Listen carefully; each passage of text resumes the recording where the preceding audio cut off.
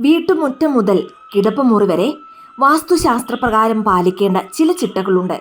ചില പ്രത്യേക സസ്യങ്ങൾ വീട്ടിൽ വളർത്തുന്ന രീതിയാണ് ആദ്യം ശ്രദ്ധിക്കേണ്ടത്. ഇത് ചിലപ്പോൾ ദോഷഫലങ്ങൾ കൊണ്ടുവന്നേക്കാം. തുളസി മിക്ക വീടുകളിലുമുണ്ട്.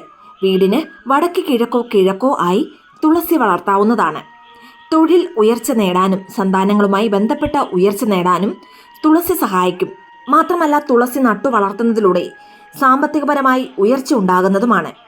അടുത്തതായി കറിവേപ്പില മിക്ക വീടുകളിലുമുണ്ട്. ഇത് പ്രധാന വാതിലിന് നേരെ വെക്കരുത്. ഇതിലൂടെ ദോഷഫലമാണ് ഉണ്ടാവുന്നത്. പടിഞ്ഞാറ് ദിശയിൽ അതിർത്തി തിരിച്ചതിന് ശേഷം കറിവേപ്പ് നടാവുന്നതാണ്. ഇല്ലെങ്കിൽ വീട്ടിൽ നെഗറ്റീവ് എനർജിയും കലഹവുമാണ് ഉണ്ടാവുന്നത്. മിക്ക വീടുകളിലും മുളക് വളർത്താറുണ്ട്. വീടിനോട് ചേർത്ത് മുളക് വളർത്തുന്നത് കലഹവും രോഗദുരിതങ്ങളും വിളിച്ചു വരുത്തും. പുളിമരം വീടിനോട് ചേർന്ന് നട്ടു വളർത്തരുത്. കന്നിമൂലയിൽ പുളി വരാനും പാടില്ല. ഇതിലൂടെ ദോഷഫലങ്ങളാണ് ഉണ്ടാവുക.